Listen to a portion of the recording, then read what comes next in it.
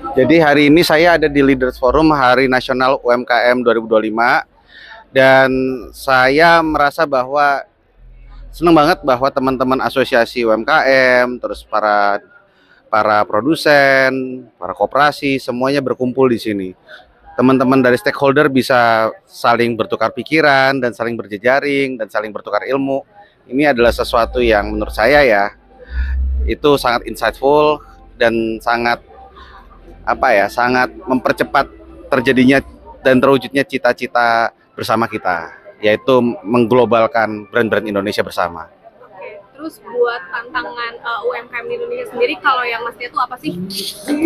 Sebenarnya gini, tantangan kita itu adalah kita harus juga tahu apa standar dari produk-produk Indonesia di mata market luar. Contoh, saya kan bekerja di sebuah perusahaan yang memang mengurus brand-brand Indonesia untuk bisa berjualan di Jepang, gitu, di Tokyo. Nah, kita juga harus tahu kan gimana caranya jualan di Tokyo atau di Jepang, standarnya harus apa aja, surat-suratnya apa saja, dan marketnya itu maunya seperti apa gitu. Nah, itu baru satu negara loh. Belum negara-negara lain kayak Amerika, kayak Swiss, kayak Jerman, bahkan negara-negara seperti seperti Mesir gitu. Itu juga mereka mau kok gitu loh, barang-barang Indonesia. Terus kalau Mas lihat sendiri ya, UMKM di Indonesia tuh udah mampu belum sih berdaya saing sama di global gitu? Kita sedang ada di gini, kalau misalkan ditanya apakah UMKM kita sudah bisa berdaya saing secara global, masih banyak PR.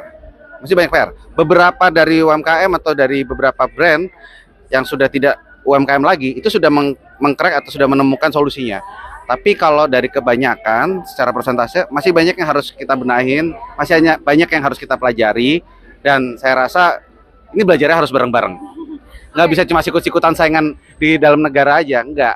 Market kita tuh global sebenarnya. Oke, kalau mau pesan buat pemerintah nih, buat UMKM Indonesia itu apa sih? Pesan buat pemerintah, iya.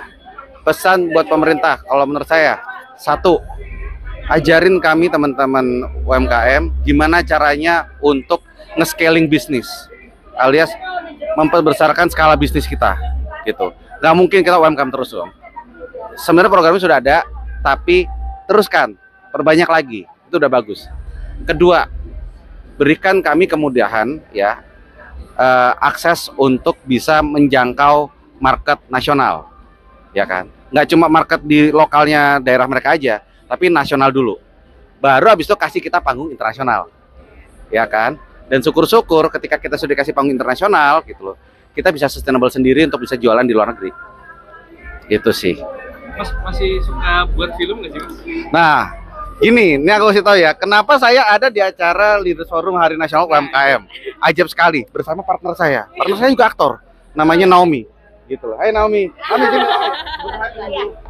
Ya, oke.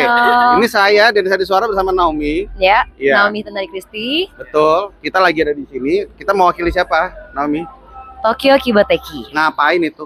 Tokyo Kibateki itu adalah sebuah badan yang ngebantu ngebridgingin, menjembatani antara Indonesia dan Jepang. Ya, gitu. jadi kalau misalkan teman-teman punya brand, pengen buka toko di Jepang gitu, kita bisa bantu.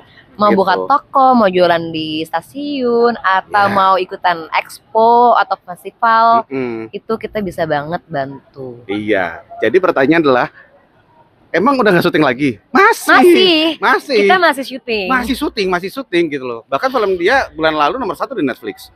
Ya, alhamdulillah puji Tuhan. Terima kasih. Iya gitu. Dan film saya masih ada 2 lagi yang belum tayang gitu loh. Betul. Satu Nah. masih belum tayang aku juga. Oh iya, kamu 1 belum tayang ya? Masuk Netflix belum? Oh iya, itu dia gitu loh. Nah kalau syuting jelas masih jalan. Tapi kan sambil nunggu tayang, kan sambil nunggu syuting gitu. Iya. Hidup kan berjalan terus. Betul. Kebetulan kami berdua itu suka banget sama produk-produk buat Indonesia. Ya. Dan kita tuh pengen banget ya produk Indonesia itu bisa lebih mengglobal. Betul, memperluas market yang sudah ada itu kita pingin banget. Apalagi produk Iya. Indonesia kita tahu kualitasnya oke, kualitasnya bagus. Kenapa nggak dicoba sih kita luasin marketnya gitu? Iya. Dan kebetulan karena Naomi ini ada keturunan Jepang dan saya adalah wibu, jadi kita memilih ke Jepang. Betul. Iya.